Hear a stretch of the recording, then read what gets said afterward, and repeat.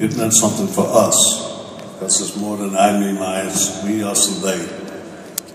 That you deem me worthy of joining the ranks of great men and women who have been an inspiration for me all of my life, who have received this award, it humbles me beyond words.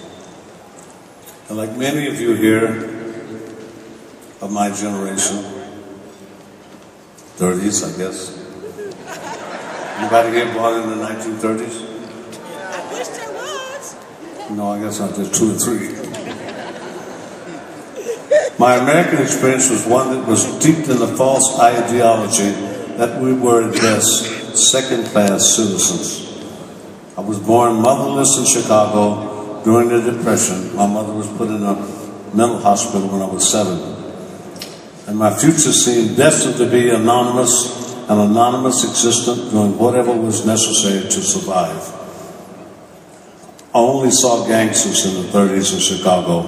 Dead bodies, Tommy guns, piles of money. My father was a carpenter that built homes for the most notorious gangsters in the history of America, the Jones Boys.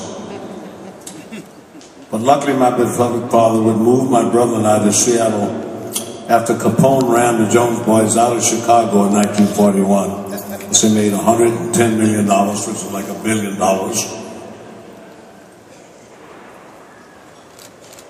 And I only can credit divine intervention for this, that my father took my brother and I to Seattle on a trailway bus.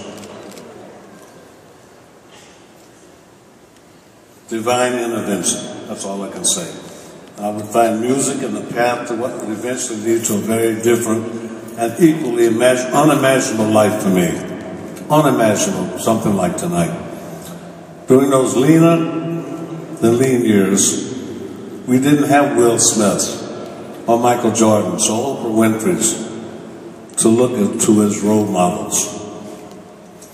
Who we looked to for inspiration were the musicians who lived in and came through town on tour. Men like Clark Terry, who was my first teacher, Lionel Hampton, Count Basie, who adopted me at 13, Bubs Blackwell, and Ray Charles. I met at 14, he was 17. We spent our whole life together.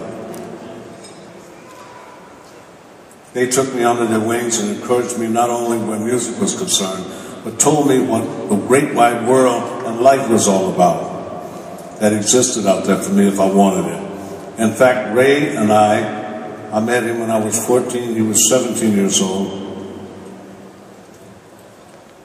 He and I every day used to repeat the mantra. It was that bad, because this was before the military was integrated. Every day we said to each other and to the world, not one drop of my self-worth depends on your acceptance of me.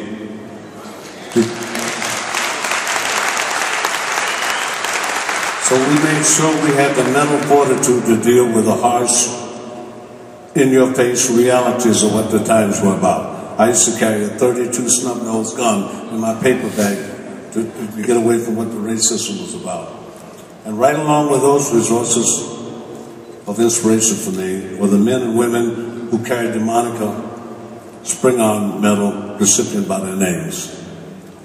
That's who we held on to, the ones that got through.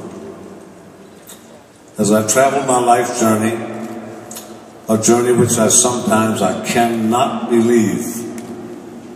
At 80, I started to look back at it, and I paid close attention to how the world viewed America and how America viewed its citizens. I watched as a young preacher from Atlanta rose to preach civil disobedience, a Nation of Islam minister